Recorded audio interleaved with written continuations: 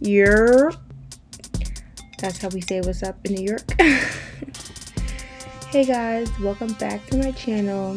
And today I was going to do a regular tutorial, but I wanted to talk about how I started my business and, maybe share some pointers for you guys if you're looking to start your own cosmetics business, because I wish I had someone to talk to when I started mine. So right now I'm applying my no cap lashes, and my business started out as only eyelashes, but it evolved like crazy into lip glosses, and now I'm thinking about doing body butters and a bunch of other things. But the reason why I was able to do lip glosses was because I actually got laid off from my job. So when that happened, I had a lot of free time, and I was able to commit time to making the glosses, marketing them, finding influencers, building the Instagram, creating content, and just like finding my fan base. So if you guys don't know, my business is JJuheardCosmetics.com.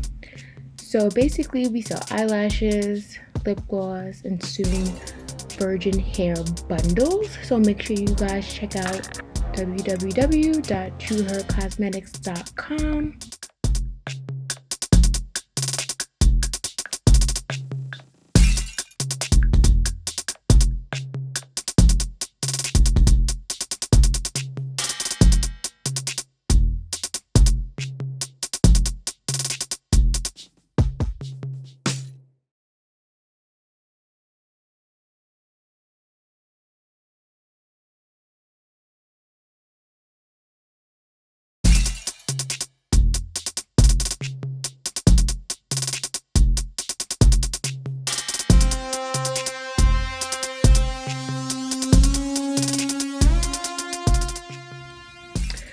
So now I'm gonna get right into it. So as you can see, I'm applying my foundation, getting my face together, and all that good stuff.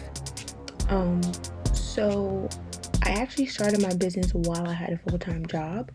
I had the idea one day, and I was like, I love doing tutorials, I love wearing makeup. Why not start my own cosmetic line? Because I honestly just feel like, yes, the beauty industry is making a lot of strides as far as inclusion and diversity, but there's no, minority or female-owned brand, in my opinion, based off a regular person. Like, we have like Fenty Beauty or whatever, and also like Pat McGrath. I love her so much, but these are like people that are already really known, so their fan base kind of speaks for themselves, and people are going to purchase their products regardless.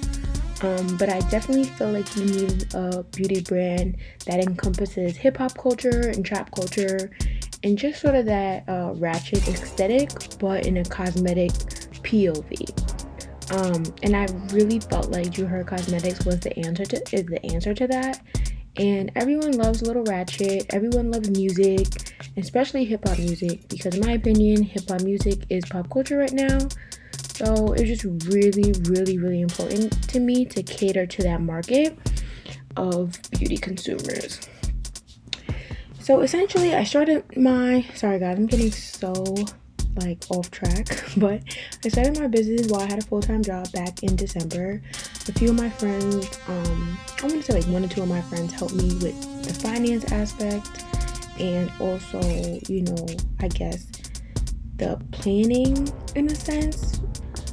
And then once I got my pipeline, which is essentially just understanding your expenses, your costs, operational, and all that type of stuff, I kind of just hit the ground running.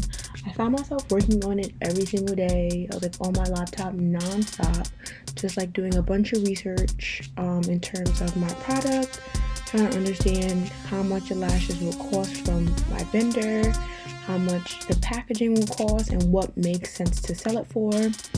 So I found out about Alibaba, and I was like, you know what? I really want to get these lashes. So I ordered from a few different vendors, only 3 or 4. It didn't take me long before I found a vendor that I really liked. And the salesperson was actually willing to work with me as far as pricing and shipping and stuff. So I found a vendor I really like. The lashes are amazing, which is the ones I have on now. These are no cap. You can find these on JJuheardCosmetics.com. And once I found this vendor, I was like, I don't know. I kind of was like, I don't want to price it too much. So I was like, okay, $20 for lashes that you could wear up to like 25, 30 times is not a lot, because when you go to a drugstore, you pay like $10, $12 for lashes and they only last like twice. So I was like, okay, cool. I priced it at that, and I just feel like I wasn't getting the sales that I wanted. But you gotta remember, guys, like, I was a new entrepreneur. I wasn't putting as much effort because I also had a full-time job at the time. So that was taking up my day-to-day, and then I had my daughter, so that took up, any other additional time I had.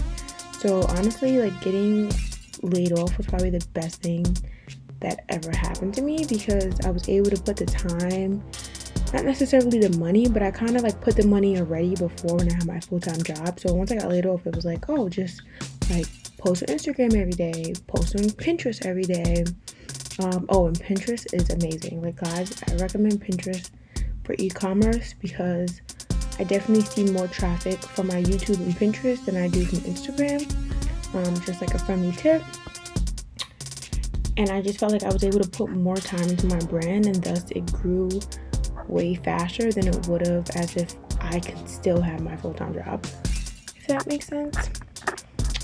But yeah, so now fast forward to September, and I'm making decent sales. Definitely not what I want, but I'm definitely making money at this point. And I just want to tell you guys, if it's your first business, you're not gonna make a profit unless you have like an amazing idea, but it usually takes more money invested into the business before you start making a profit. I would say like a year or two before you actually start making a profit. The first year, if you break even, you should consider yourself very, very lucky, because that normally doesn't happen. And I also say plan.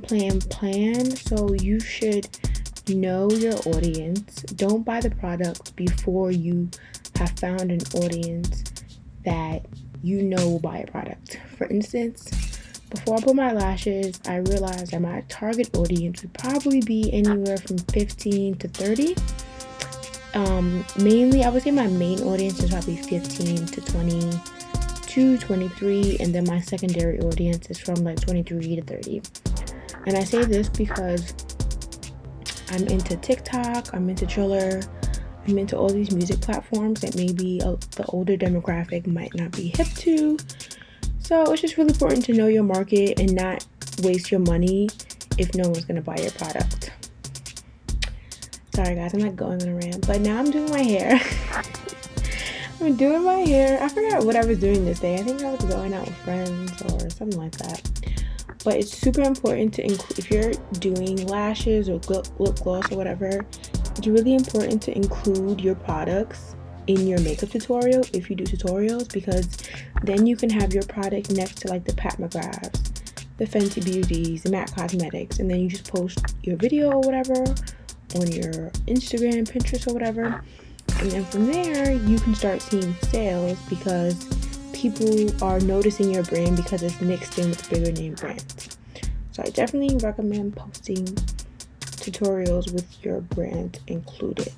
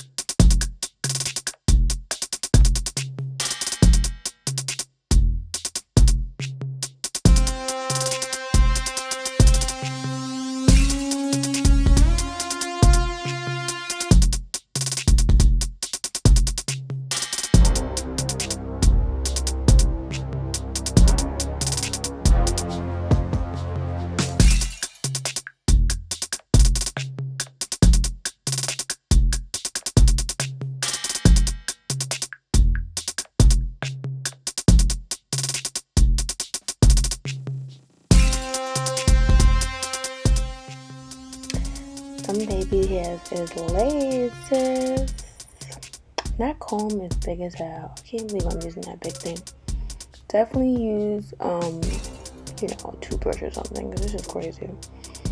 But anywho, guys, like I said, getting laid off is probably the best thing ever, because that's how I got into the lip gloss part. Like I said, I was already selling lashes, but it wasn't doing the business that I wanted it. Like, basically I wasn't hitting the sales that I wanted to get. Then I started doing lip gloss. I forgot what inspired me. I think being on Instagram and Pinterest, I would just see these random lip gloss videos, and they were just so satisfying. And then honestly, I was a big consumer, so I spent $16 on Rihanna's Bomb Gloss. That's also coming up in this video I'm going to show you. While that gloss is good, I just got tired of spending $20 on lip gloss. You know what I mean? And I just kind of said to myself, I can make this. So I figured out how to make it, and literally this past summer I was making it all summer, different shades. I ordered the flavoring. It took me about a couple weeks to order all the supplies, because it was my first time and I had to figure everything out, but it ended up being amazing. And honestly, guys, and that is how getting laid off was the best thing that ever happened to me professionally so far. Guys, please don't let anyone discourage you from your dreams. Things happen that are out of our control. I totally just say embrace it. And please let me know in the comments what has happened to you and how it's affected you, and make sure you subscribe. Okay, bye.